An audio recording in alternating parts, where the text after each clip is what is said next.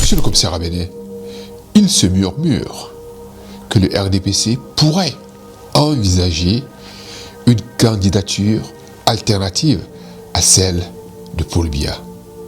Qu'est-ce que vous en pensez? Monsieur Moda, vous me parlez là du RDPC qui cherche un candidat pour remplacer Biya. Mais moi, je ne parle pas que de l'homme Biya. Je parle du système Biya. Hein? Est-ce que, mais insensé, qui pense que quand je parle Biya, je ne parle pas de ces lieutenants? Vous-même, monsieur Moda, à l'âge de Biya, pensez-vous, avec tout ce que je dis du satanisme, pensez-vous que Biya, à son âge, peut encore coucher avec quelqu'un? Il y a ne beta bomba mot. Je demande s'il peut encore coucher avec quelqu'un. Pourquoi pas? Ah, car c'était avant. Commissaire Abéné, la critique est facile, mais l'art est difficile. Vous pensez vraiment que le Cameroun changera juste avec les critiques? Très belle question, monsieur Moda. Nous y avons vraiment pensé, hein, parce que nous connaissons le Cameroun.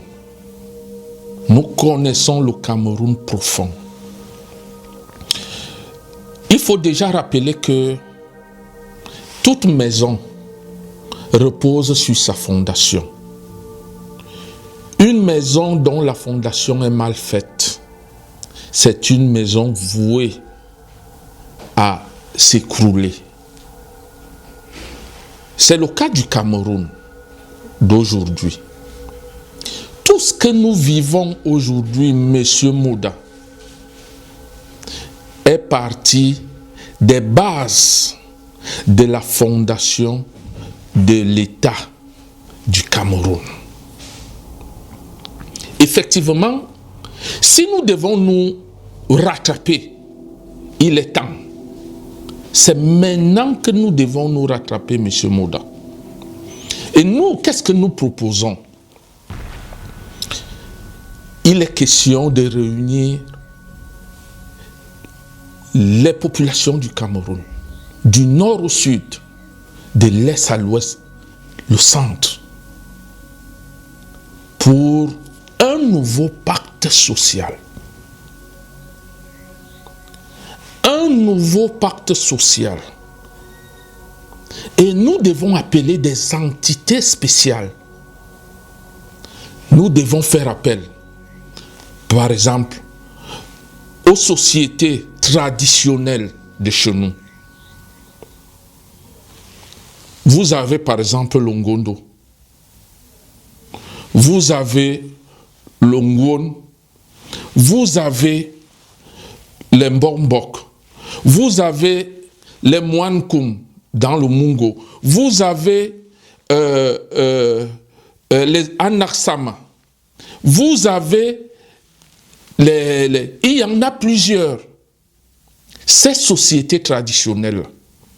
Parce que la question qui doit être posée à toutes les entités, c'est quel avenir voulons-nous pour nos enfants? Et la jeunesse est le fer de lance de la nation. Des fruits, des fleurs d'aujourd'hui naîtront les fruits de demain. Si les fleurs sont empoisonnées, les fruits seront pourris. C'est ça la question. Quel avenir pour nos enfants? Lorsque nous faisons donc, nous devons poser cette question aux entités traditionnelles que j'ai citées. On fera également appel aux chefs traditionnels qui ont une association, qui feront des propositions. Nous avons les responsables religieux, les évêques, les pasteurs, les imams, qui feront leurs propositions. Nous aurons les hommes politiques honnêtes qui vont faire leurs propositions. Nous aurons les syndicats, les hommes de médias, les intellectuels, les hommes d'affaires, et même, on pourra aussi faire appel. On pourra faire appel aux sociétés savantes occidentales. Parce que notre but n'est pas d'exclure les loges forcément de notre société. La pratique des loges doit être réservée dans des cadres spécifiques. Et lorsque vous sortez de là et que vous vous retrouvez dans l'administration, il doit avoir en esprit seulement l'intérêt national. Allez, si vous décidez de prier en vous mutilant, ça c'est votre problème. Mais ne venez pas imposer ça aux autres dans l'administration. Regroupez-vous, priez votre Dieu, qu'il soit un arbre, qu'il soit un animal, ça c'est votre décision. C'est ça que nous voulons. Et cette question va permettre la rédaction, les réponses, parce qu'il faut le dire, quand chaque entité va proposer la société dont elle entend pour le bien de ses enfants,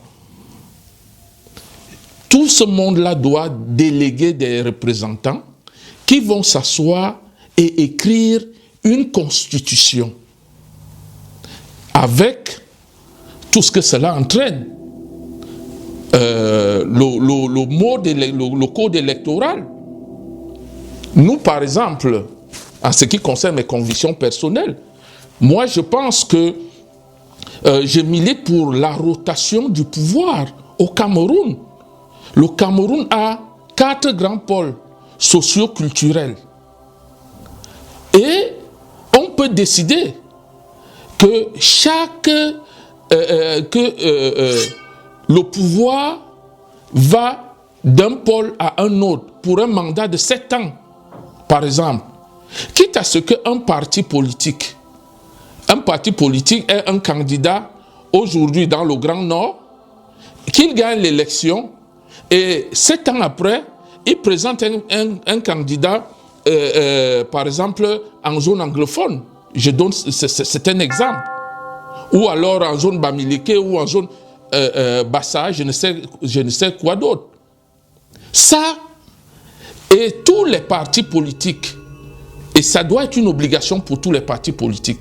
Ça veut dire que l'État décide que ces 7 ans, le président doit venir du Nord, du Grand Nord. Tous les partis politiques vont chercher leur candidat dans le Grand Nord.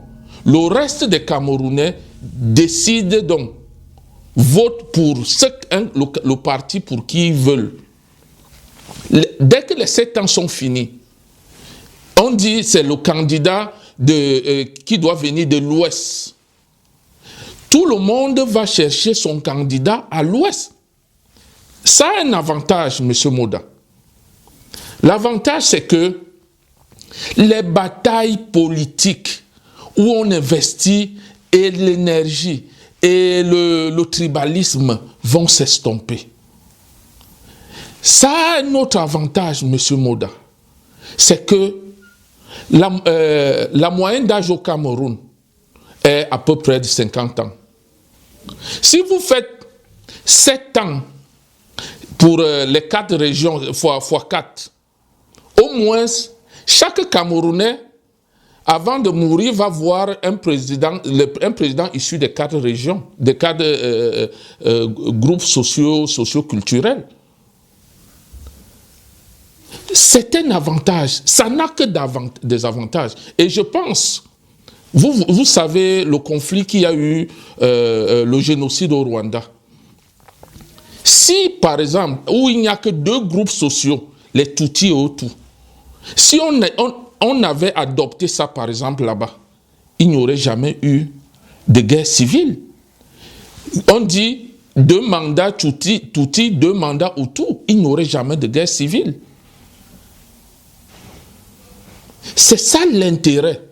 Parce qu'on ne peut pas prôner la paix, vous dire qu'on veut la paix, alors qu'on fait des petits calculs pour garder le pouvoir pour soi, pour le passer à son enfant ou à son beau-frère et prôner la paix.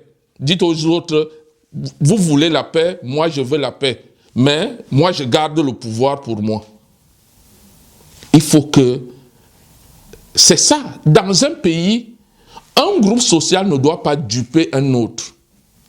Tout le monde, si je suis du centre, si j'aime le Cameroun, il faut que je sois capable d'aimer quelqu'un du sud-ouest, comme j'aime quelqu'un du nord-ouest, comme j'aime quelqu'un de l'ouest ou du nord. Ça doit être ça. Et là, l'intérêt supérieur de la nation passera avant tout. Cette bataille inutile n'aura plus lieu.